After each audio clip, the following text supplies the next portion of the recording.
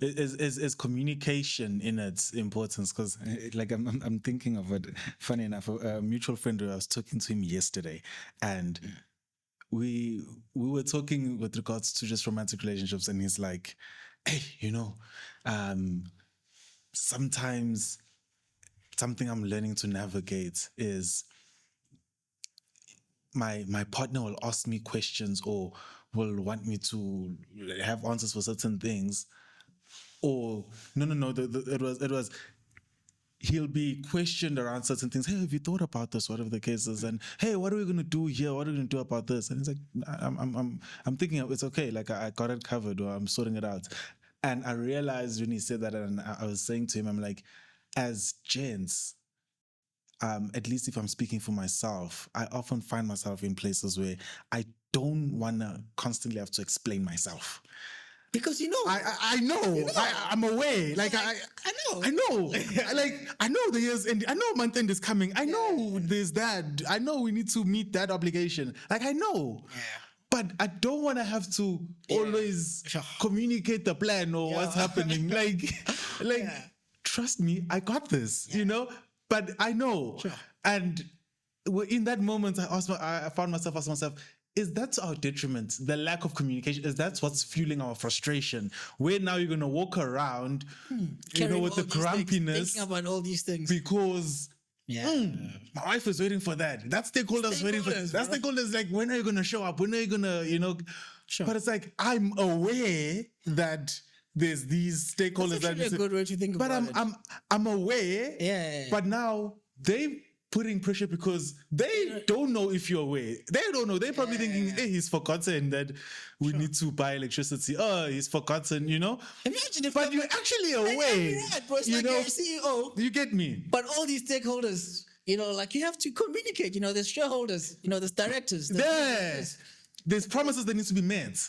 And it's like, hey, that's why you'll have an AGM. And it's like, okay, how are we going? And you're going to have a check-in later on. How's it going? So I'm thinking about it. I'm like, to what you're saying as well, I'm like, is it important that we then learn I think it's something to learn. For me personally, it's something to learn where I communicate along the road. I know maybe in the beginning of the year, we said, hey, we're going to go for this goal.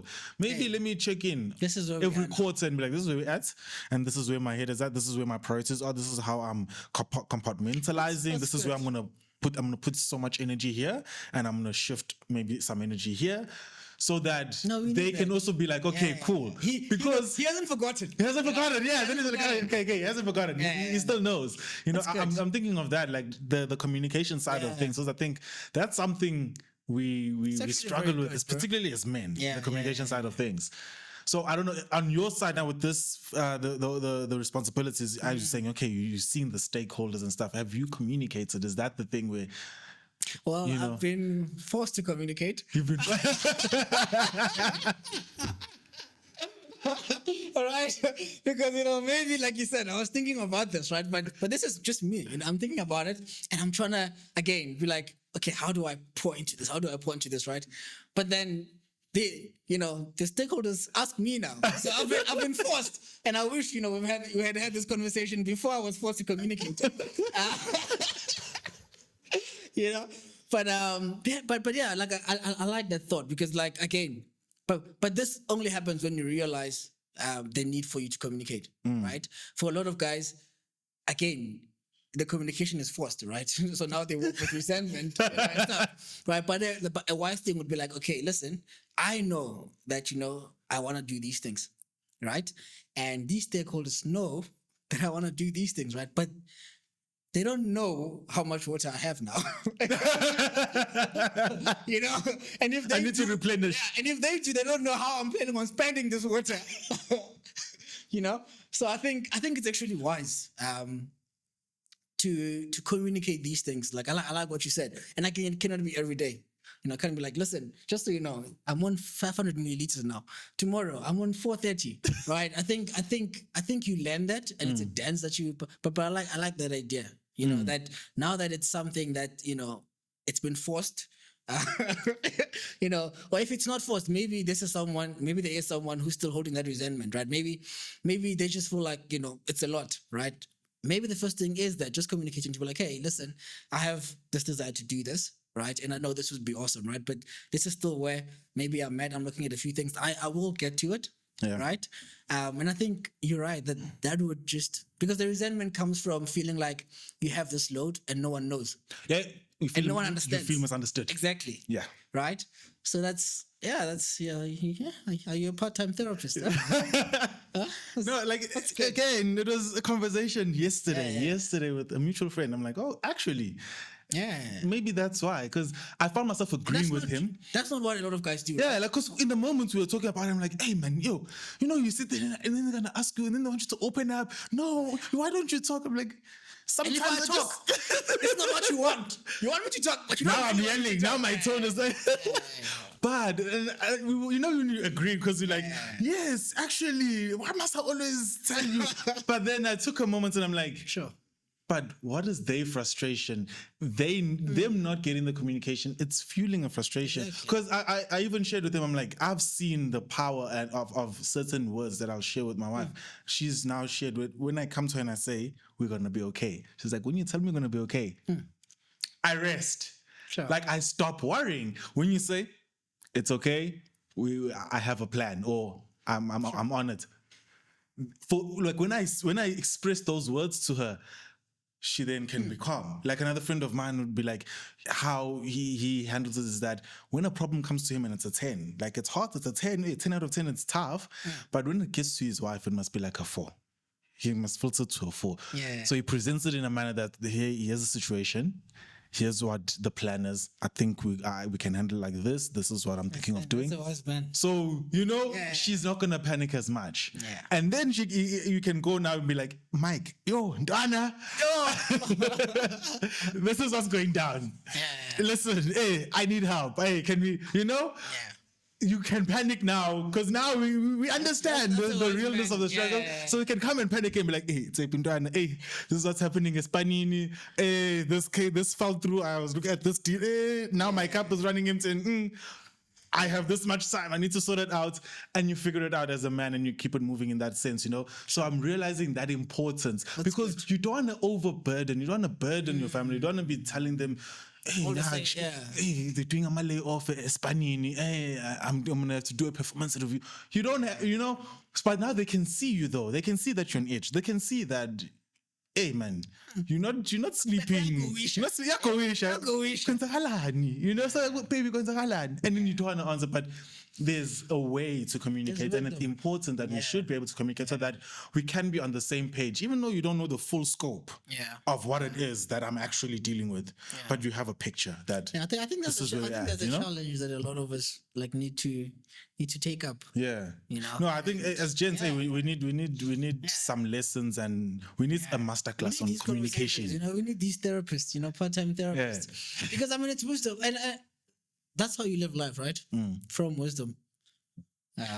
Look, okay, so now what was some, maybe talking a little practicals in terms of the balancing act of, you have these commitments, okay, you want to please the family in this way, and then you want to career. Your line manager has these expectations. They give you KPIs. Exactly.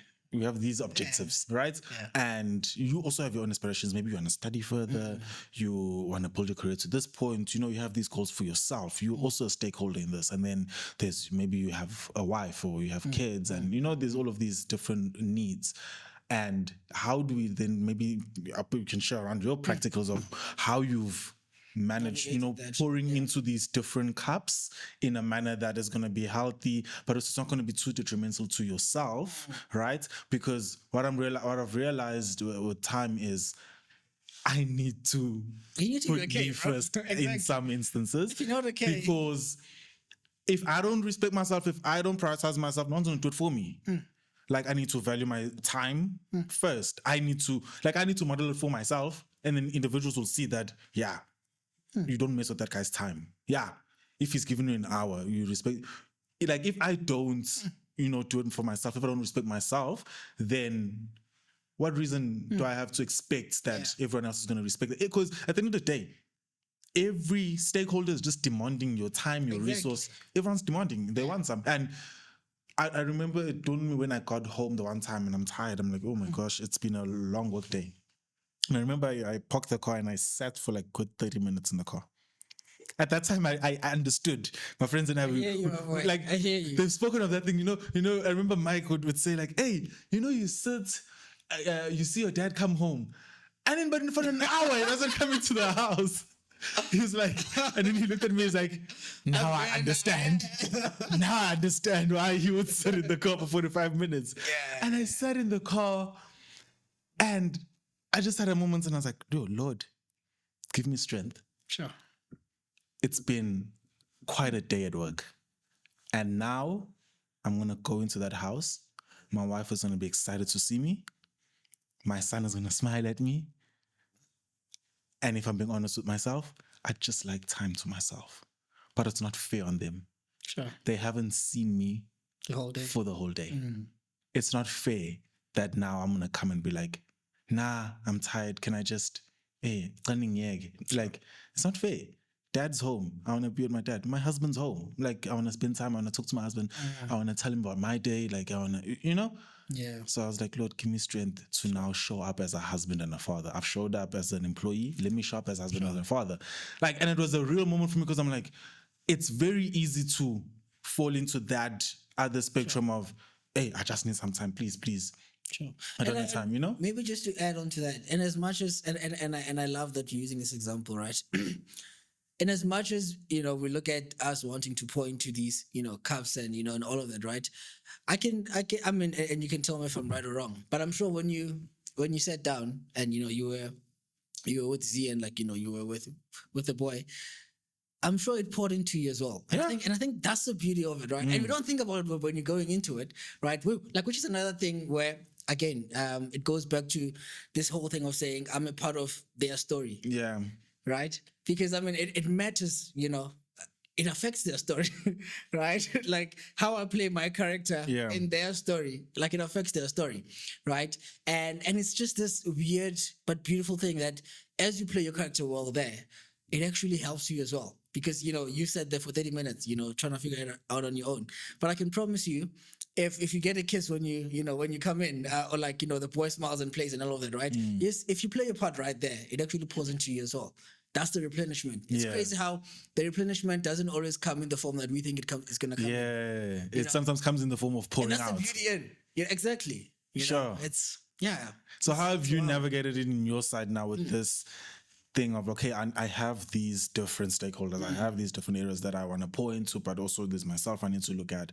How have you gone about that in for you, like now, maybe thinking about it, like, have you been buying, or you just like, okay, this is... I think this is when, songs become real.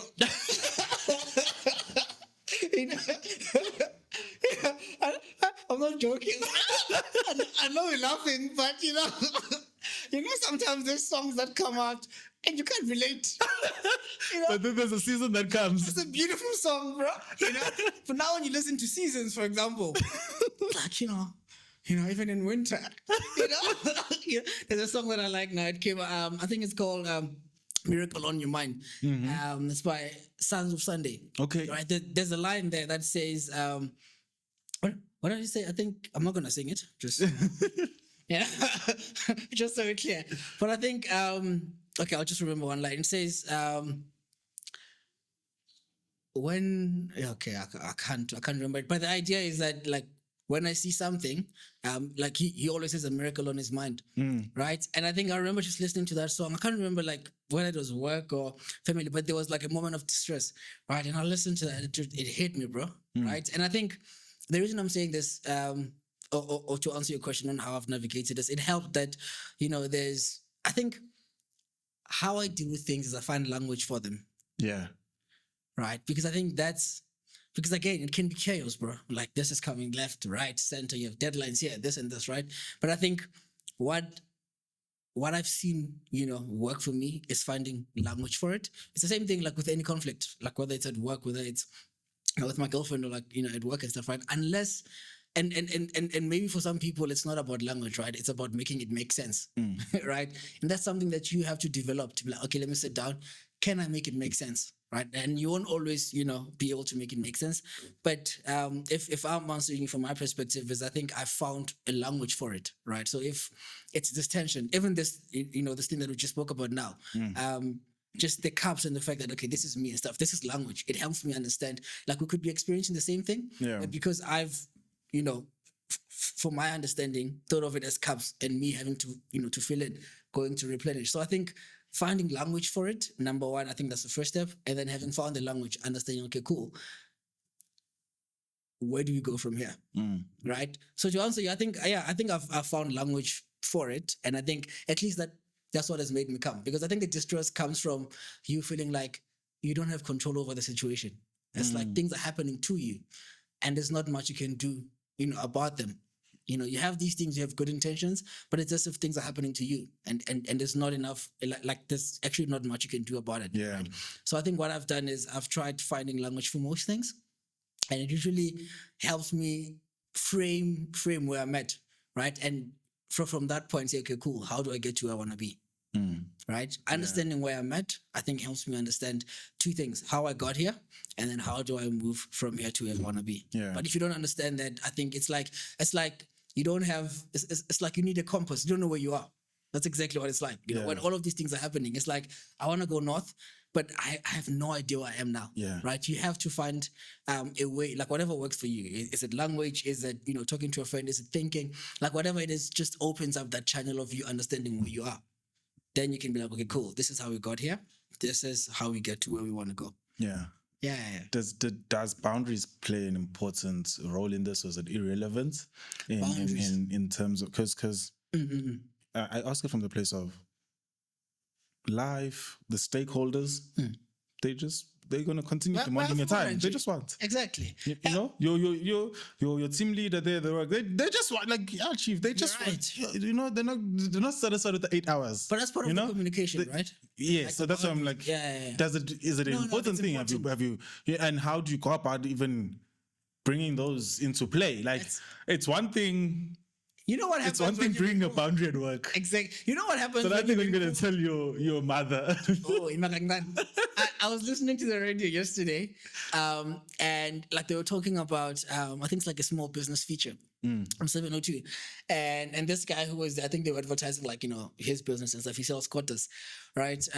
In Soweto, and then he was like, like because I work with my mom, right? It's like, sometimes when I have to explain to you that I'm the CEO,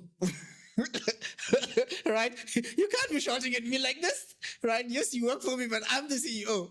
In this context, I'm not your child, right? Yeah. I'm the CEO.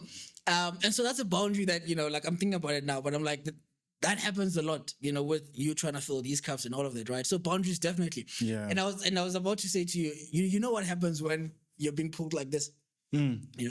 If I'm pulling your hand, I'm pulling your other hand, I'm pulling. You know what happens? What? You break. Right? It's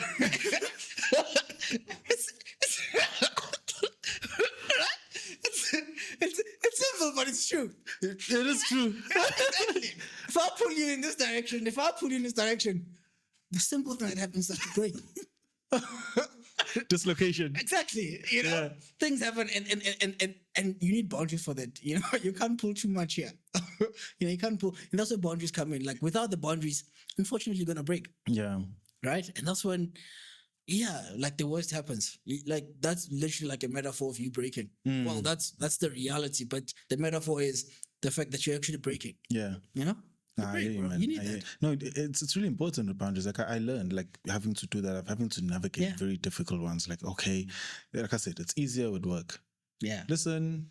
Listen. Listen. I know there was a deadline, and I know there's a tough quarter, and we understand when context comes, but it can't be consistent. Like, I'm like, it can't be an everyday thing. I have other things. Like when 4 o'clock hits, I have some. If I'm here after 4. I'm eating out of another area that requires my time, There's an opportunity cost. And, it's taken genuine feedback. It's a different one now to come to your spouse and be like, listen, with this, hey. And then now, what life do you have? Lalela, no, lalela, ma. Now it's a different thing, but I realize the importance of it because if I am not okay, the stakeholders, any of these areas, all of these areas are not going to be okay. So it seems on a level, it seems like a selfish thing, but the truth of the matter is, I need to ensure that I'm also at my best so that I can give my best, you know? So for you now, looking back and whether it's the last 3 years, the last 5 years, how you've been navigating this, how you've been, you know, navigating these relationships as well. Sure. What would you say? What is there moments where you just, I'm so proud of this. I've been doing it so well, or is there something like I need to change this? Maybe it hasn't been good. Sure. I think for me, again, I'm a very simple guy, bro. Like, very simple. Give me my soccer. Right? I was like, literally, come down Saturday, it's been a crazy week. Just watch my soccer. Right? I'm a very simple guy, bro. But I think it's good that you are asking about things that you have done well, because I think it's important, right? Like, even at any point in time, if things feel like they're crazy and they're going, like, that's, again, it goes back to that conversation that if I'm here and I'm an ant, right, and I hit a brick wall here, it feels like it's the worst thing. You know, I can't see to the other end, right? But also, I can't see that I've actually, you know, traveled from this point, right? I might not be where I want to be. I'm hitting a brick wall, but it's good to understand that, hey, actually, I will get there, you know, because look how far I've come, right? So I like that you're asking that, because I think that's what remembrance does, right? Like, it reminds you of how far you've come, and then hopefully what that does, it's two things. It makes you grateful. And I remember like a mutual friend, he used to say, well, I took his word for it. I don't know how true this is, so don't quote me. I had this from someone.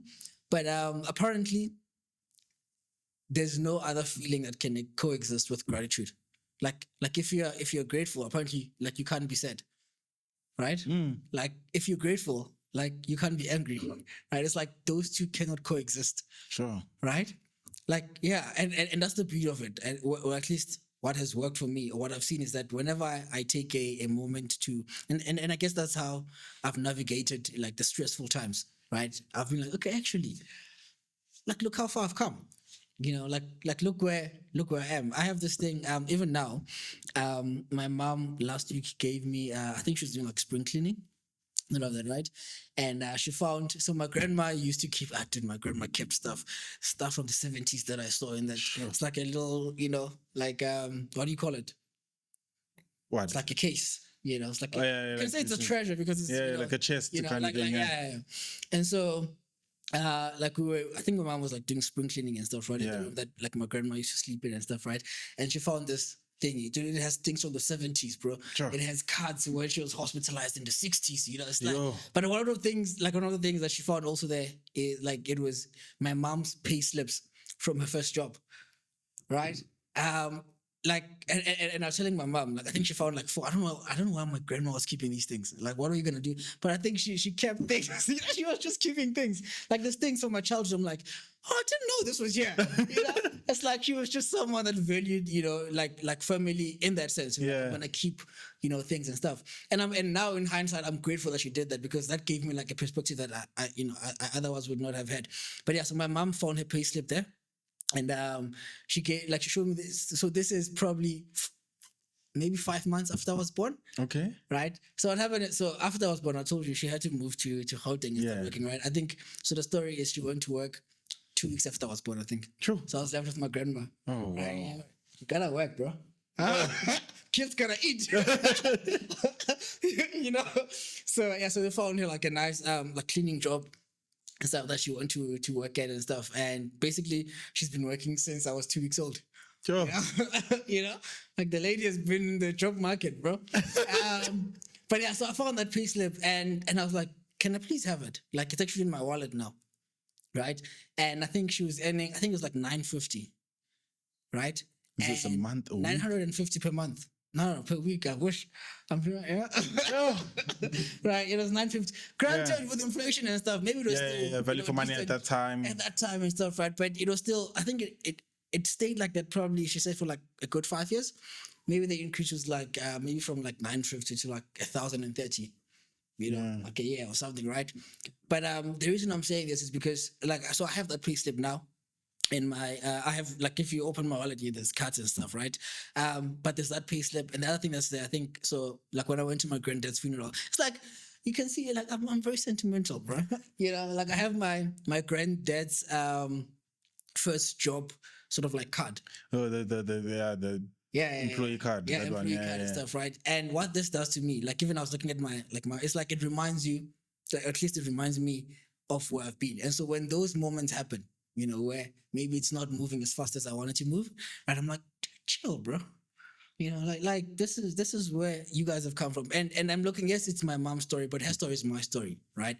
Because for, however many years, where she came from, informed where I was or where I could be. Yeah. Right. And it's the same thing now. Like if I look at where I am, I'm sure I'm going to look back, 10 years from now, 20 years from now, and say, maybe my sister is in this kind of a position, my cousin, my mom, my wife, my kids, right?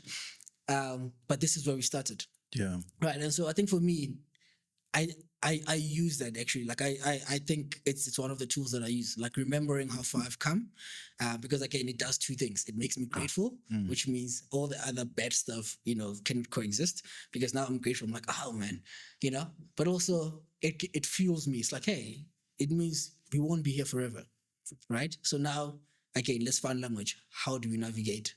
Where we are, how do you get to where we want to be? Yeah. Right. And so, yeah, you need, it's a coping mechanism. Yeah. Right. And you need that. Sure. Otherwise you're going to go crazy. No, definitely. You need that. So whether it's speaking to, to a therapist, whether it's speaking to, like your wife, whether it's speaking to, like, you need that. Yeah. Otherwise, you go crazy. It's good to reflect and see how far you've come. You're going to snap. So it's good that you're asking about that, because I've actually used that. Yeah. And is there anything you maybe have done differently? Particularly in this area of you're helping out at home, and you're also building a career. You're also building life. No, man. I think again, going back to what I said, I have written down what matters to me. Yeah. Right. And I have these cups now. So there's things that I like, but maybe I don't prioritize. Right. I like traveling. I want to travel. I'm going to travel. Right. But I haven't traveled we were chatting earlier. I recently went to Zim, for a friend's wedding. Yeah. That was my first international trip. Right. I'm still waiting for my first. That's one thing we have in common. I love travel. I'm still waiting for my first international. But even something that's as simple as, like Mike would laugh about this, but I was like, dude, last year was literally the first time I was on a flight. Yeah, and look at how old I am, bro. I have a beard, And it's not just that I don't have the money. I can literally just go and buy, and I'm fortunate to say I can do that. I can go and buy a ticket and go somewhere and have fun, and stuff, right? But it's maybe if I'm looking at the three most important cups, that's not one of the most important cups, right?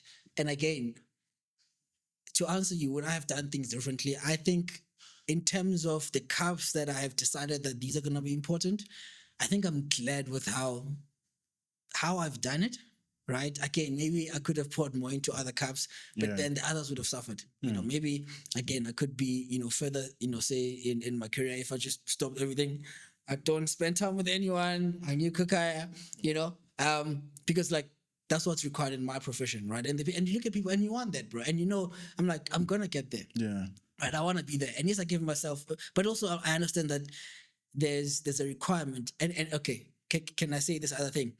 For each of these things that you've decided for yourself that these are important, as much as you have to understand, I've spoken about it, that, all the cups maybe won't be full at the same time. The other thing that you have to understand is that you cannot get away from the fact that each one of them require work. 100%. You cannot get away from that, right? Yeah. So I can't say I want this type of a career, but not be willing to put in the work for that, right? I cannot say I want this type of a family, but not be willing to put in the work for that. Yeah. Right. And so I don't think I would have done things differently, because again, maybe I would not have the perspective that I have now if I had done things differently. Maybe I'd be, a bit further ahead on one area, but maybe not on the other, but maybe not, value like the other or something. It's like the nice thing is that they all work out, bro. Well, I believe that they all work out, eventually. Yeah. Whether this cup gets filled quicker than this one, eventually this one will get filled as well. And the way I like thinking about it is, so I'm in like a mathematical space. Yeah. And I don't know if you were there, but I remember there was a Friday at Youth, bro. And this idea, it came at that time, but this has been something. And dude, language, bro, it's all about language. It's all about language and framing things the right way. Yeah. And I remember in school, like maybe like they do it, like they still do it in math. They used to have this thing, man, where, and you see it in the stock markets, like or like you see like the graphs, and stuff, yeah. right? And I remember they taught us something about if I wanted to try and model this and come up with an average, it's like a straight line. Yes, and you can see the gradients. You can see the gradient. Yeah. It's down, right? And I remember thinking about that. I was like, that's literally, if you look at that graph, it's measured in days. That's your life. Right? It's just a lot of this. There's ups, there's downs, right? But I think, and this is tied with like the remembrance thing. What has helped me is that when maybe I have those dips, maybe there's a day where it's just a dip, right? And maybe it's sustained. It's like a week, a month and stuff, right? But when I take a step back and I don't look just at the week, right? If you look at a stock market or something else and you look just like, no one who's a wise investor or is wise in anything is going to tell you, just look at a day. You're going to look at or look at a month. Because you find that dip was probably for 3 months. Exactly. And there's a reason usually for it, right? And you can't just look at it at 3 months or a year. You always have to look at least 2 or 3, 4. I'm not like a trader and stuff, but I know that no one is just gonna go and look at what has happened in a day. Yeah. And then I'm gonna put all my weight on that. I'm gonna put all my money in that. It's the same thing with life, bro. You have to learn, right? And it's something that you learn. You have to learn to take a step back and look at the whole week, the whole month, the whole year, the past 5 years. And what you'll find, right, if you've been doing things right, what you'll find is that gradient is actually positive. And that's how I've chosen to look at it. To like, hey, actually, I'm actually on the up, bro. Right now, on this day, I might be down there. But if you actually look, I'm actually on the up, so we'll get there because I know that the gradient is positive. Yeah. Right. And if that's like, and that's what I've always believed, that, look, God, for some, maybe you might not believe this, or maybe circumstances might not like line up with that, but it's just something that I've just believed that, dude, like my gradient is positive. Yeah. Like whatever happens, if I'm on the down, I'm on the down. But what I do know is that you're on the up. Yeah. That's awesome. Yeah. That's awesome. Oh, yeah. So that's how I've looked at it, bro. I'm on the up, bro. I might wish that, the increase is a lot more steep. But yeah. Oh, wait. Nah, that's awesome. This has been really awesome. Look, I always end it with the question of what man are you becoming? So what man are you becoming? Yeah, when that's a piece of what man are you becoming? That's a very deep question, bro. There's a series that I listened to. It's called Becoming. Mm-hmm. And I listen to this podcast, Becoming a Man. It was in there. It's like, oh, yeah, you're there. But it's like there's this phrase, like there's this, again, like a lot of these things, obviously are informed like by my faith and stuff, right? But like a story is a story, whether it's from the Bible or from a book, like a historical story. But there's this, I think it's in Luke or something, and they were talking about John the Baptist, right? And they were saying, his dad was, mute and all of that. And when it came time to name this baby, right? They were like, John was like, no one's called John in your family, right? They went to the dead, the dead wrote down, the name and stuff, right? And there's a verse there that says, people were amazed and they wondered what will become of this child. That's always been, I remember, like it's underlined, because it's that thing to be like, what will become of this person? And I love that, that's what you guys have named, like the podcast as well, because it is exactly, it's becoming, right? It's saying, this is where I am. What will become of this man? Yeah. So, again, that's a very long way to answer the question. But who am I becoming? I think, I'm becoming a great gent. Yeah. Like in simple terms, I think I'm becoming, again, it starts with knowing who you want to become, right? And then, then going back, and saying, okay, cool. How does this guy that I am today get to being the guy that, I want to be? Yeah. So I think in simple terms, I just want to be a great gent. I want to be a great gent. I think I always think about 3 things, at least for me, wherever I am. I'm like, there's 3 things that I would say at the end of my life, if people had to summarize what my life would be, those close to me, those maybe not even close to me, but like looking at my life, like from a distance, I think I'm hoping that I'm becoming someone that adds value. Okay. I think that's one thing. Like I want to add value. Yeah. I want to make things better. Mm-hmm. Right. And I want to make people better. All right. So hopefully that's who I'm becoming. Yeah. No, that's awesome. Look, as your friend sitting, and I'm like, I haven't seen you in 6 months. Yeah. You are becoming better. You are becoming better. Like, we see also from a distance, and you see the milestones as well. And you definitely add value, and I'm pretty certain you added value to this episode. So, thank you so much. Thanks my brother. Huh? This was amazing. All right. Sharp, ne? Yeah.